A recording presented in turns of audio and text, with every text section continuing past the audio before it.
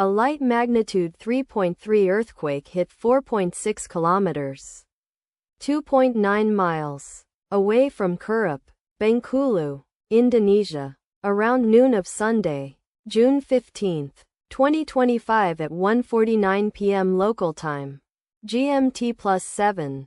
The depth of the quake could not be determined, but is assumed to be shallow. The quake was not felt, or at least not reported so. First to report, BMKG after 3 minutes. Data source from Volcano Discovery. Did you feel it? Let us pray. May the earthquake that occurred not affect our brothers and sisters there. May the earthquake not happen again. And may God protect everyone. Amen.